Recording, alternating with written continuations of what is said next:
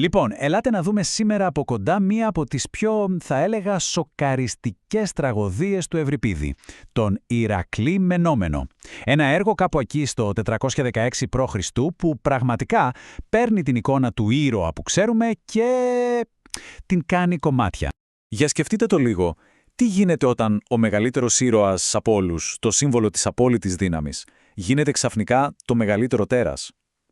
Πώς γίνεται αυτός που προστατεύει τον κόσμο να γίνει η μεγαλύτερη απειλή για τους ίδιους τους ανθρώπους? Αυτό ακριβώς είναι το ερώτημα που βρίσκεται στην καρδιά της τραγωδίας. Ένα ερώτημα που, πιστέψτε με, θα μας μείνει. Ας μπούμε λοιπόν στην ιστορία. Βρισκόμαστε στη Θήβα και η ατμόσφαιρα είναι βαριά. Γιατί? Γιατί ο Ηρακλής λείπει. Ο μεγάλος ήρωας, ξέρετε, δεν είναι εκεί. Είναι κάτω στον Άδη προσπαθώντας να φέρει σε πέρας τον τελευταίο του άθλο, τον πιο δύσκολο από όλους, να πιάσει τον Κέρβερο. Όλοι, περιμένουν την επιστροφή του. Μια επιστροφή που φαντάζονται ότι θα είναι φυσικά θριαμβευτική. Μόνο που τα πράγματα δεν πάνε καθόλου έτσι. Όταν γυρίζει, δεν τον περιμένουν ούτε γιορτές ούτε πανηγύρια.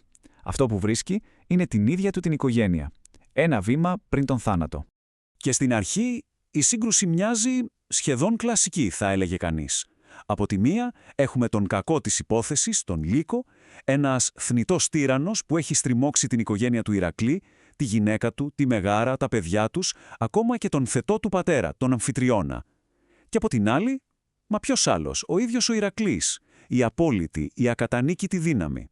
Το αποτέλεσμα μοιάζει προφανές, έτσι δεν είναι? Ο Ευρυπίδης όμως μας στείνει αυτό το σκηνικό, καλό εναντίον κακού, ακριβώς για να το ανατρέψει θεαματικά. Και ναι, αρχικά έτσι γίνεται. Ο Ηρακλής φτάνει κυριολεκτικά την τελευταία στιγμή. Σαν από μηχανής θεός. Με την απίστευτη δύναμη του καθαρίζει τον Λύκο, σώζει τους δικούς του. Μια κλασική textbook, θα έλεγαμε, ηρωική νίκη. Η τάξη αποκαταστάθηκε, όλα καλά. Ή μήπως όχι? Εδώ είναι το σημείο. Εδώ ακριβώς είναι που ο Ευρυπίδης κυριολεκτικά μας τραβάει το χαλί κάτω από τα πόδια.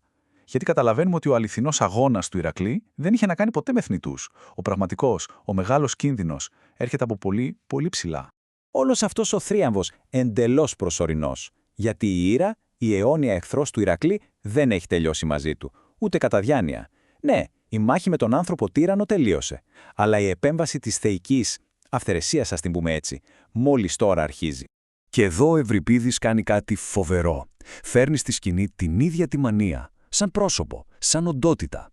Δεν μιλάμε εδώ για κάποια ψυχολογική κατάρρευση του ήρωα. Όχι, μιλάμε για μια θεϊκή δύναμη, σταλμένη από την Ήρα, με μια και μόνο εντολή: να τρελάνει τον Ηρακλή. Είναι, στην ουσία, ένα όπλο. Ένα όπλο που θα τον καταστρέψει εκ των έσω. Και το αποτέλεσμα, απόλυτη ολοκληρωτική καταστροφή. Ο ήρωας που πριν λίγο έσωζε την οικογένειά του από βέβαιο θάνατο, μετατρέπεται τώρα στον δίμιό της. Η κάθοδος στην κόλαση γίνεται σταδιακά και με τον πιο φρικτό τρόπο. Πρώτα, τον κυριεύει η μανία.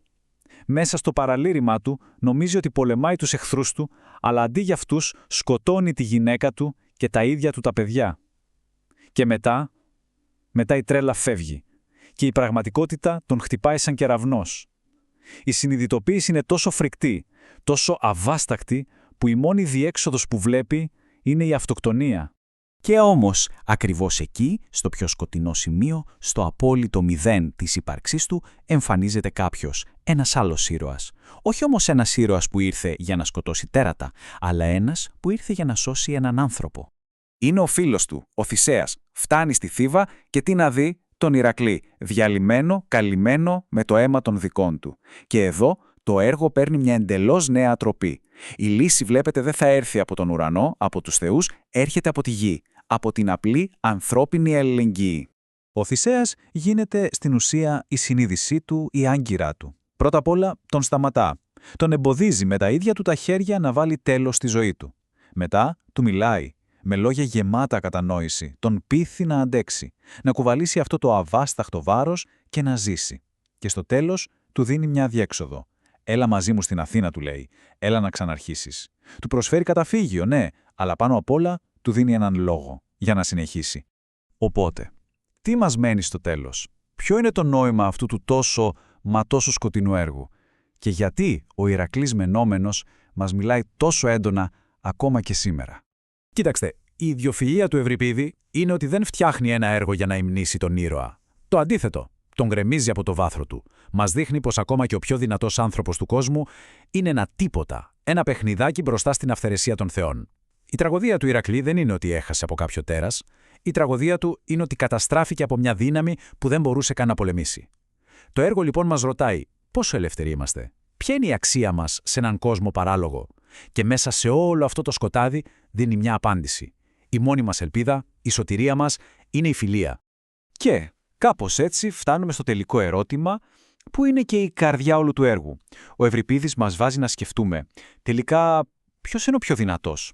Αυτός που μπορεί να νικήσει τέρατα με τα χέρια του, ή αυτός που μπορεί να σώσει έναν άνθρωπο από τον ίδιο του τον εαυτό, απλά με τη φιλία του?